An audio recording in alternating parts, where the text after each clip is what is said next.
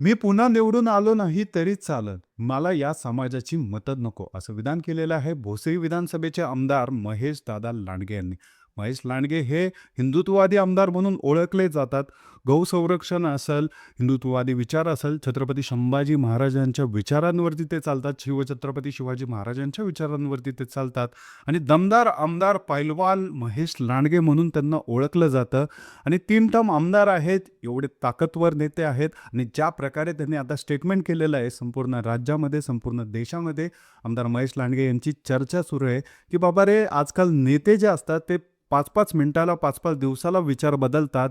एका समाजाला जवळ करणं तर दुसऱ्या समाजाला लांब करणं यांसारख्या गोष्टी करतात. परंतु हा आमदार जो आहे, तो एखाद्या समाजाला डायरेक्टली बोलतोय, की मला तुमच्या मतांची गरजच नाही. मी ज्या विचारांवरती आजपर्यंत चालत आलेलो आहे, त्याच विचारांवरती मी ठाम राहणार आहे.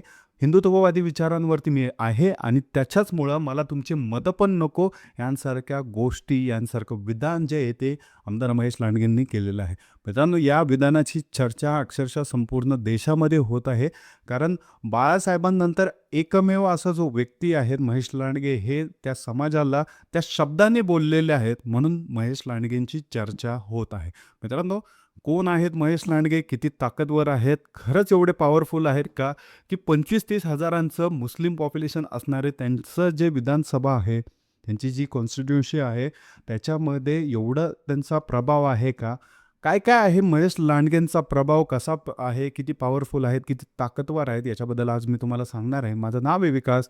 खरं बोलतो मध्ये तुमचं स्वागत आहे. आमदार महेश लांडगे हे हिंदुत्ववादी विचारांवरती चालतात. अतिशय पॉवरफुल नेते म्हणून हे ओळखले जातात.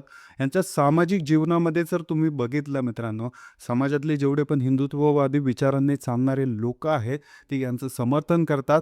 तरुण पिढी जी आहे ती हिंदुत्ववादी विचारांकडे वळावी म्हणून हे प्रयत्न करत असतात. संपूर्णपणे हिंदुत्ववादी आमदार म्हणून काही डेफिनेशन असेल या जगामध्ये, तर यांच्याकडे बघितलं तर काही हरकत नाही. मित्रांनो, गोमातेवरती कुठं अन्याय झाला, मारलं, तर पहिले धावून हे जातात, कारवाया करतात. यांच्या कार्यकर्त्यांकडनं कारवाया केल्या जातात. समाजसेवा करतात हे लोकं. अतिशय समाजामध्ये हिंदुत्ववादी विचार पेरण्यामध्ये आमदार महेश लांडगे हे अव्वल स्थानावरती आहेत पुणे आणि पिंपरी चिंचवडमध्ये. आणि दमदार व्यक्तिमत्व मित्रांनो, जे पण असेल ते सरळ बोलणं, तोंडावरती बोलणं, कुठंही मनामध्ये काही ठेवून न घेणारा हा व्यक्ती आहे. आणि सामाजिक वजन जे आहे त्यांचं अतिशय जास्त आहे. भोसरी विधानसभा असेल, पिंपरी चिंचवड असेल, सगळीकडे. राजकीय वजन जर बघितलं तर राजकारणामध्ये मित्रांनो यांना तोडच नाही आहे. पिंपरी चिंचवडच्या इतिहासामध्ये एक असा आमदार झाला जो अपक्ष निवडून आला आणि 3 टर्म तो आता आमदार म्हणून आहे. आणि याच्यामध्ये जर बघितलं मित्रांनो, ज्यावेळेस पिंपरी चिंचवड महापालिकेची राष्ट्रवादीची सत्ता होती, बालेकिल्ला मानला जायचा राष्ट्रवादीचा, त्या सत्तेवरती भारतीय जनता पार्टीचा झेंडा जर कोणी पसरवला असेल तर आमदार महेश लांडगे यांनी. 2014 मित्रांनो, ते आधी स्थायी समितीचे अध्यक्ष होते. 3 टाइम नगरसेवक ते होते. त्यानंतर त्यांना स्थायी समितीवरती पाठवण्यात आलं होतं काही थोड्याशा कालावधीसाठी. आणि ह्याच्याचमध्ये मित्रांनो, त्यांनी आमदारकीची अपेक्षा केली, परंतु त्यांना तिकीट देण्यात आलं नाही. आणि याच वेळेस मित्रांनो, अपक्ष म्हणून त्यांनी फॉर्म भरला. नारळाच्या चिन्हावरती ते उभं राहिले आणि ते नारळ पूर्ण भोसरी विधानसभेमध्ये गाजलं आणि भोसरी विधानसभेवरती त्यांनी झेंडा फडकवला. अपक्ष म्हणून हे विधानसभेमध्ये दाखल झाले. आणि त्याच्यानंतर मित्रांनो, जो भोसरी विधानसभा जो मतदारसंघ आहे, जो अपक्षांचा मतदारसंघ म्हणून ओळखला जातो, त्या अपक्षाची मतदारसंघाची ओळख म्हणून त्यांनी मिटवली आणि तिथं फक्त कमळ फुलवलं. गेल्या 3 टर्म म्हणून ते निवडून आलेले आहेत. आमदार म्हणून ते निवडून येतात. ते 2014, 2019, 2024 म्हणून आत्तापर्यंत ते आमदार म्हणून निवडून आलेले आहेत. राजकारणामध्ये अतिशय जास्त वजन आहे. पिंपरी चिंचवडमध्ये मित्रांनो, राष्ट्रवादी काँग्रेसचा बालेकिल्ला असणारी चिंचवडची महानगरपालिका 2017 त्यांनी तिथे सत्ता आणली. आणि याच्यामध्ये मित्रांनो 2026 देखील त्यांनी सत्ता आणली. त्यांच्या नेतृत्वाखाली रवी लांडगे यांची नियुक्ती करण्यात आली. भारतीय जनता पार्टीचे ते आता महापौर आहेत. खूप साऱ्या नेत्यांना, भारतीय जनता पार्टीच्या जे पण लोक आहेत त्यांना चांगल्या चांगल्या पदांवरती बसवण्यात आलं. आणि याचमध्ये मित्रांनो, एवढ्या मोठ्या प्रमाणात ते नगरसेवक निवडून आणतात. ते एवढ्या मोठ्या प्रमाणात स्वतःलाच निवडून आणतात. ते चांगल्या मार्जिनने ते दरवेळेस निवडून येतात. आणि यामध्ये त्यांच्याच विधानसभेमध्ये त्या समाजाची जर मतदान बघितलं आपण, तर ते आहे 25 ते 30 हजार. एवढ्या मोठ्या विधानसभेमध्ये मित्रांनो, एवढ्या लेव्हलला मतदान आहे आणि यामध्ये महेश लांडगे जे ते डिफरन्स जर बघितलं त्यांचा तर 20-25 हजाराच्या मताने तर निवडून येतातच आत्तापर्यंत. त्यामुळे मित्रांनो हा विधानसभा जरी आता लोकांना वाटत असेल त्यांनी हे स्टेटमेंट केलेलं आहे, कुठेतरी त्यांचा पाय घसरलेला आहे, परंतु तिथले जे लोक आहेत ते त्यांनाच निवडून देतात. आता पुढं काय होतंय हे पण बघणं गरजेचं आहे. कारण मित्रांनो खूप असं जे स्टेटमेंट आहे की एका सध्या समाजाला त्यांनी बोललेलं आहे की मला तुमची मतं नको. हे मी मित्रांनो कुठेतरी नेत्यांना काय काय मागत पडतं आणि आजपर्यंत तर असं कोण बोललं नाही की एखाद्या समाजाला मला तुमची मतं नको, मी पुन्हा निवडून आलो नाही तरी चालेल. कारण जे पण नेते असतात मित्रांनो शेवटच्या क्षणापर्यंत एखाद्या समाजाला खुश करण्यासाठी, एखाद्या स्पेसिफिक कम्युनिटीला खुश करण्यासाठी त्यांच्यासोबत जोडलेले असतात. सगळ्या समाजांसोबत जोडलेले असतात. कुठल्याही समाजाला कोणताही नेता असं म्हणत नाही, की मला तुमचे मतं नको. कारण त्या नेत्याला कुठेतरी माहिती असतं, खासदारकी असेल, आमदारकी असेल, नगरसेवकाचं इलेक्शन असेल, ग्रामपंचायत असेल, सगळीकडे मित्रांनो जर पराभव झाला तर तो कधी-कधी काठावरती होतो.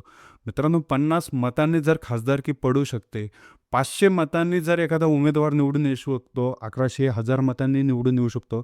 तर विचार करा मित्रांनो, किती महागात पडू शकतात अशा गोष्टी. परंतु आता बघणं गरजेचं आहे मित्रांनो, कारण महेश लांडगेंची जी ताकद आहे खरी बघितली तर ते पिंपरी चिंचवडमध्ये अतिशय जास्त आहे. पूर्ण जे पण त्यांचा भोसरी विधानसभा मतदारसंघ आहे, त्याच्यात देखील त्यांची जी पॉवर आहे ती अतिशय जास्त आहे. सर्वसामान्य कार्यकर्ते हे त्यांच्याशी जोडलेले आहेत, त्यांचे काम करतं. सर्व लोकं लोकांची कामं ते करतात म्हणून ओळखले जातात. आमदार महेश लांडगे हिंदुत्ववादी विचारांवरती चालणारे आमदार महेश लांडगे म्हणून ते ओळखले जातात.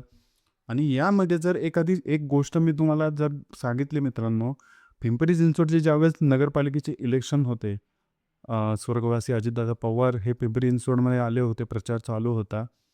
मित्रांनो कॉम्पिटिशन खूप तगडं होतं. ज्यावेळेस उपमुख्यमंत्री येऊन तुमच्यासमोर प्रचार करतात, त्यावेळेस तुम्ही कुठेतरी एक डिस्टर्बन्स असतो मनामध्ये. दादांनी खूप प्रयत्न केला, परंतु तरी देखील राष्ट्रवादीची सत्ता ही पिंपरी चिंचवडवरती आली नाही.